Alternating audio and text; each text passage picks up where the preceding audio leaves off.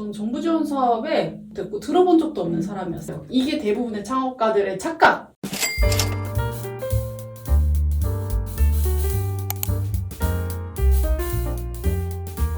회사 생활을 진짜 많이 해봤는데 짧게 정말 다양한 회사에서 많이 일했어요. 애니메이션 회사, 통신사, 패션 회사, 외식업.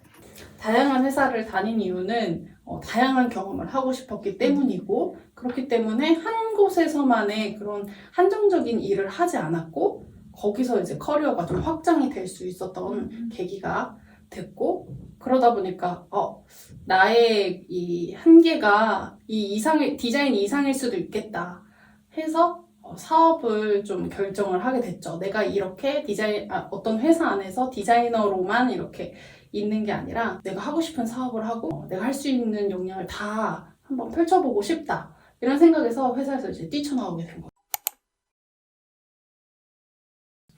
저는 배운 게 진짜 많았어요. 회사 생활을 한 다음에 사업을 하는 거를 적극 추천하는 사람인데, 왜냐면 대기업, 중견기업, 중소기업, 그리고 스타트업, 에이전시까지 경험을 해본 다음에 이제 제 사업을 차린 거라서, 대기업이라든지 이런 큰 기업이 어떻게 움직이고 어떻게 외주를 주는지 이런 것들을 뭐 대략적으로 알 수 있었고, 또 그 안에서 이루어지는 이런 시스템이라든지 프로세스를 작게나마 제 분야에서만이라도 알 수 있었는데, 또 작은 기업에서는 전체적으로 흐름을 또 볼 수가 있어서 좀 두루두루 역량을 키울 수 있었던 것 같아요.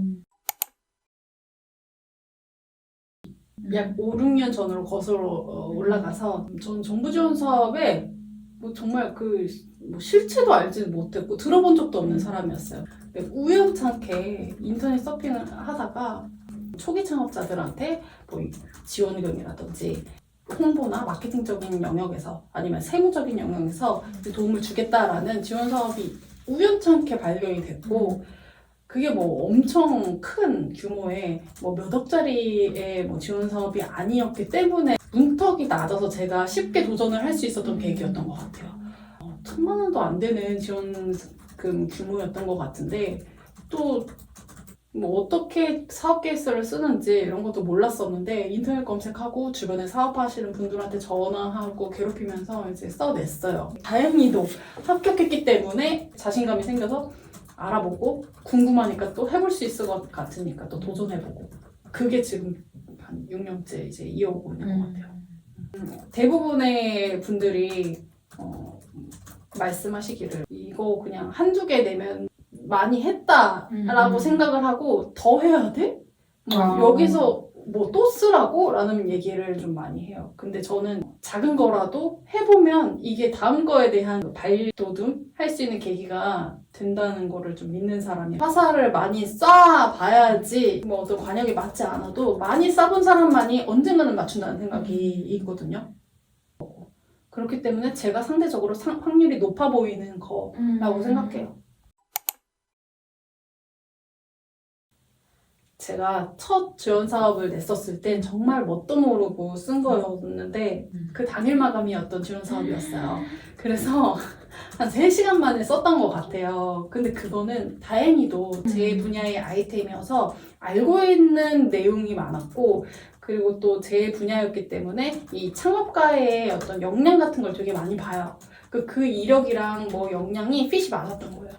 그렇기 때문에 3시간 안에 썼어도 됐던 거지, 한 2, 3일 공들여서 2, 3일 동안 밤새면서 쓰는 경우도 있어요. 그랬는데도 안 되는 경우가 또 있는데, 그런 거는 이제 지금 되돌아와서 생각을 해보면 그거예요. 핏이 맞지 않았거나 포커스가 맞지 않았다. 이게 대부분의 창업가들의 착각 중에 하나인데, 내가 어필하고 싶은 걸 어필하는 게 아니라 지원 사업에서 뽑을 만한 애들을 뽑는 그 기준 안에 들어가야 된다는 건데, 이거를 사실 내 사업이 소중하고 내 아이템이 대단한 것 같고 나는 이제 제2의 스티브 잡스가 될 거니까 난 성공할 거니까, 아니 왜 이 대단한 정말 쓸모 있는 아이템을 안 뽑아주겠어? 이런 생각인 거죠. 정답은 아니지만 제 생각은 요즘 유행하고 있는 또 트렌드가 있어요. 정부 지원 사업에도 또 트렌드가 있는데 지속 가능성이랑 친환경, 그리고 취약계층에 대한 그들을 위한 서비스. 크게 나눠보자면 그 정도가 될 것 같아요. 근데 사실 이 지원자 조건이 있거든요. 그 지역에 살아야 된다거나 뭐 여러 가지 조건이 있는데 그 조건에 맞지 않았음에도 아이템이 핏이 제가 정확하게 노려서 썼어요. 그랬더니 붙더라고요 또.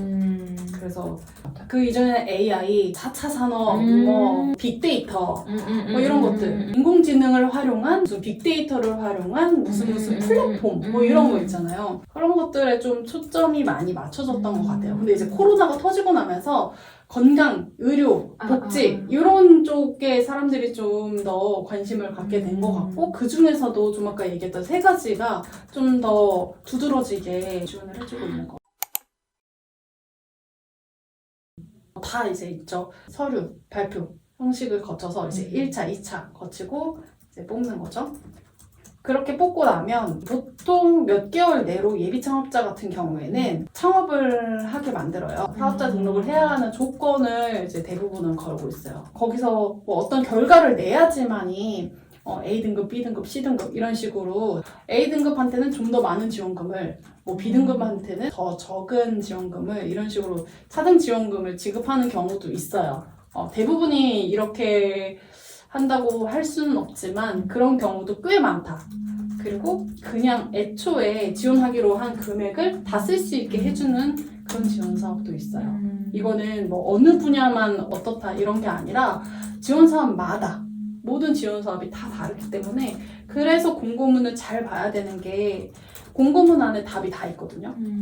내가 지금 이걸 지원했었을 때 합격하고 나서 그 안에 내가 지원금을 얼만큼 쓸 수 있는지도 거기 다 나와 있고 그리고 금액이라든지 그 기간뿐만이 아니라 내가 어떤 지원을 추가적으로 받을 수 있는지 예를 들면 사무실을 지원해주기도 하고 교육이나 세미나 같은 걸 전문적인 멘토링을 받을 수 있게 한다든지 기타 여러 가지 이제 확인해 볼 수 있죠. 알아서 쓴다고 하는 게 맞긴 하지만 다 그게 또 기준이 있어요. 그게 또 지원 사업마다 기준이 또 다 달라요. 예를 들면 어떤 지원 사업 같은 경우에는 인건비까지 써도 돼 하고 인정해 주는 데가 있고 어떤 지원 사업 같은 경우에 우리 지원금으로 인건비는 쓰면 안 돼. 라고 이제 또 규정해 놓은 데가 있어요. 또 뭐 사소하게는 예를 들면 뭐 여비를 쓸 수 있어. 뭐 택시비도 상관없어. 근데 우리는 여비는 괜찮아. 여비도 우리 써도 돼. 근데 택시비는 안 돼. 뭐 이렇게 사소하게는 그런 차이들이 이렇게 있기 때문에 그런 거는 이제 자세한 거는 추후 합격하고 나서 대부분 오리엔테이션 과정을 거쳐요. 그런 오리엔테이션을 보고 알 수도 있는 거고 그 전에 앞단에서 공고에서 그걸 또 알려주는 데가 있기 때문에 공고랑 합격 후 오리엔테이션을 잘 확인하는 게 좋죠. 그리고 그 이후에도 사업하는 과정에서도 담당자들이 다 있어요. 전담 멘토가 정해지기도 하고 그렇지 않은 경우엔 그냥 전체 그 사업을 총괄하는 그런 담당자들이 있는데 그분들한테 먼저 이제 물어보고 확인해서 쓰는 거죠. 이번에 우리가 예를 들면 사업을 하기 위해서 컴퓨터 한 대를 사려고 합니다. 가능할까요? 그런 건 안 됩니다.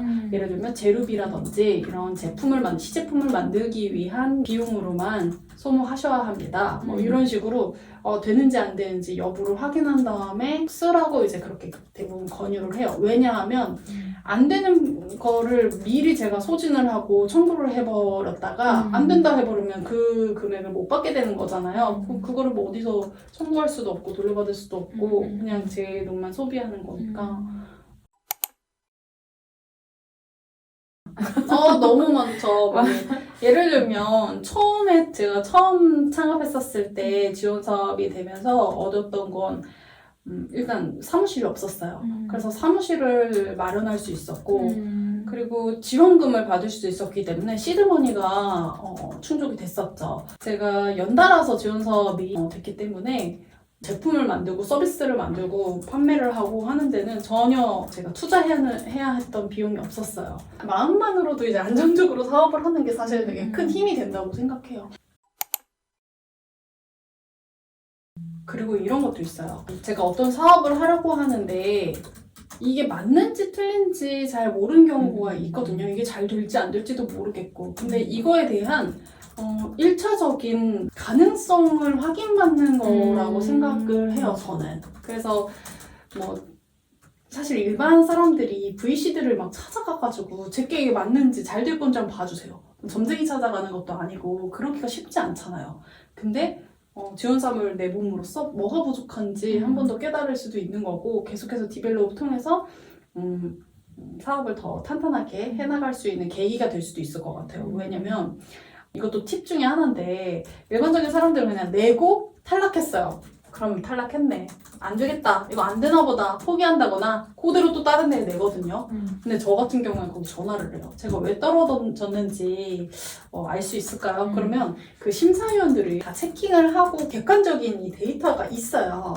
그 데이터를 통해서 뭐에 부족하다고 체킹이 돼 있고 뭐 그걸 또 이제 볼 수가 있는 거죠. 그걸 이제 공유받지는 못해요. 하지만 이제 유선상으로 확인은 할 수 있어요. 담당자가 정확하게 말씀드릴 수는 없지만 왜냐면 그분이 심사한 게 아니기 때문에 그 심사 결과지를 보아하니 예를 들면 뭐 수익 모델이 좀 약하다고 되어 있네요. 뭐 이런 부분보다는 저런 부분에 좀 더 임팩트를 주는 게 어떨까 하는 그런 의견이 있었습니다. 뭐 이런 식으로 조언을 또 해주는 경우들이 많아요.